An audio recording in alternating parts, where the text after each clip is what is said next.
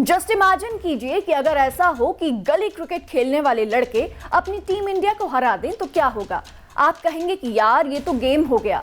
कुछ ऐसा ही game America के शेयर बाजार के वॉल स्ट्रीट पर भी हो गया। रेडिट नाम की एक सोशल मीडिया प्लेटफॉर्म के चैट रूम में मौजूद कुछ नौसिखिए निवेशकों ने वॉल स्ट्रीट के प्रोफेशनल इन्वेस्टर्स को धूल चटा दी है। सीधे शब्दों में कहें तो घाटे में जाते जाते एक कंपनी ने सैकड़ों रिटेल निवेशकों को अमीर बना दिया और इसकी भरपाई बड़े निवेशकों को करनी पड़ी। मतलब फुल जनता का राज। एक तरफ जहां मार्केट के बड़े बड़े दिग्गज इस गेम स्टॉप के शेयर के गिरने के कयास लगा रहे थे, तो ऐसा क्या हुआ कि दुनिया भर के बड़े बड़े सेलिब्रिटीज, बिजनेसमैन और नेताओं को ट्विटर पर गेम स्टॉप के बारे में चर्चा करनी पड़ी। नमस्कार, मैं हूं वर्तिका और मैं आपको बताने जा रही हूं कि पूरी दुनिया में ट्रेंड करने वाले इस गेम स्टॉप का खेल आखिरकार हुआ कैसे। असल में वीडियो गेम बेचने वाली एक रिटेल कंपनी गेम स्टॉप के शेयर्स इस साल की शुरुआत से बुधवार तक 1700% तक बढ़ गए और रिटेल बाजार में इसके प्राइस इतनी तेजी से बढ़े कि अब आप सोचेंगे कि अरे यार, थोड़ा पहले पता होता तो हम भी अमीर बन जाते। लेकिन इससे पहले कि हम आपको कुछ बताएं, आपके लिए ये जानना जरूरी है कि कंडीशन सप्लाइड है। यहाँ पे शेयर मार्केट में इन्वेस्टमेंट खतरे से खाली नहीं होता है और अक्सर कम समय के निवेश जल्दी पैसा जितना बनाते हैं उससे जल्दी आपके पैसे डुबा भी देते हैं। वीडियो गेम बेचने वाली कंपनी गेम स्टॉप ने पिछले 12 महीनों में लगभग $275 मिलियन का नेट लॉस दिखाया था।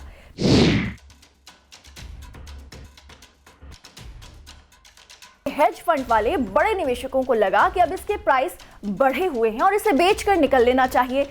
बेचने से इसके दाम नीचे आएंगे और फिर जब इसके शेयर सस्ते हो जाएंगे तब हम इसे खरीद लेंगे। खरीद क्यों लेंगे? क्योंकि ये शेयर इन्होंने किसी से उधार लिए हुए होते हैं और जितने शेयर इन्होंने लिए हुए होते हैं उतने ही इन्हें वापस भी लौटाने होते हैं। इस उधार लेकर खरीदने बेचने में ही ये पैसा कमाते या गंवाते हैं। टेक्निकल लैंग्वेज में इसे शॉर्ट सेलिंग टेक्निक कहते हैं। ये पूरी तरह से कयास पर आधारित होती है और ये इन्वेस्टमेंट स्ट्रैटेजी पूरी तरीके से कयास पर ही रहती है।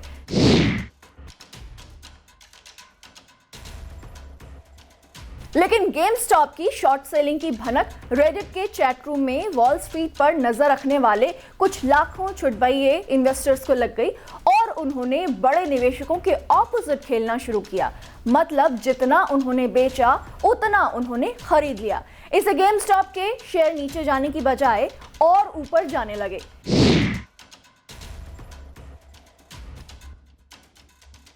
गेम स्टॉप के बड़े निवेशकों को लगा कि अरे ये तो दांव उल्टा पड़ गया, तो सारे शेयर्स खरीदे जा रहे हैं, हम बाद में इसे खरीदेंगे कैसे। तो उन्होंने बढ़े हुए दाम पर ही गेम स्टॉप के शेयर्स वापस खरीदने शुरू किए। इसे शॉर्ट स्क्वीज कहा जाता है। मार्केट में जैसे जैसे गेम स्टॉप के शेयर्स की डिमांड वर्सेस सप्लाई बढ़ने लगी, इससे गेम स्टॉप के दाम एक बार फिर चढ़े। गेम स्टॉप जितनी ज्यादा तेजी से चर्चा में आया, उसके भाव उतने ही ज्यादा बढ़ते गए। गेम स्टॉप के शेयर्स को सबसे ज्यादा फायदा तब हुआ जब एलन मस्क ने इसे लेकर ट्वीट किया। पिछले हफ्ते दुनिया भर के बिजनेस वर्ल्ड की यह सबसे बड़ी खबर रही। जनवरी की शुरुआत में इस video game retailer game stop के शेयर प्राइस जहां केवल $19 थे, वहीं बुधवार तक ये $350 तक पहुंच गए।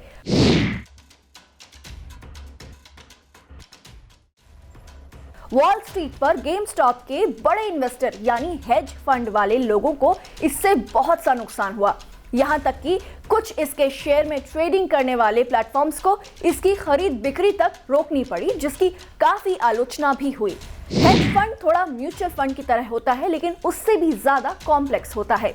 यानी काफी अलग अलग इन्वेस्टमेंट स्ट्रैटेजीज वाले व्यक्ति या कंपनियों के बड़े इन्वेस्टमेंट फंड भविष्य में पैसा कमाने के लिए मिलकर एक ऐसा फंड बनाते हैं जो शेयर बाजार में लिस्टेड या नॉन लिस्टेड कंपनियों या व्यक्तियों पर यह सोचकर पैसा लगाते हैं कि फ्यूचर में इसकी वैल्यू बढ़ने वाली है, तो आज ही हम इसमें पैसा लगा देते हैं ताकि हमारा पैसा भी इस कंपनी की वैल्यू के साथ साथ बढ़े। गेम स्टॉप के शेयरों में छोटे निवेशक बनाम बड़े निवेशक की इस लड़ाई में कई बड़े फंडों और दिग्गज निवेशकों को मुंह की खानी पड़ी। बड़े हेज फंडों को धूल चटाने पर आमदा अमेरिकी निवेशकों की तरह भारतीय निवेशक भी इस दौर में शामिल हो गए। भारतीय निवेशकों ने भी गेम स्टॉप के शेयर्स में बड़ा मुनाफा कमाया है। गेम स्टॉप की दौड़ में भारतीय सट्टेबाज भी शामिल हुए। बाजार का अनुमान है कि गेमस्टॉप के शेयर्स में भारतीय बाजार से 60 से 65 करोड़ रुपए तक लगाए गए हैं। भारतीय निवेशकों में विदेशी शेयर्स खरीदने की भूख लगभग रहती है, लेकिन इतना खुमार किसी विदेशी शेयर को खरीदने के लिए पहले कभी नहीं देखा गया।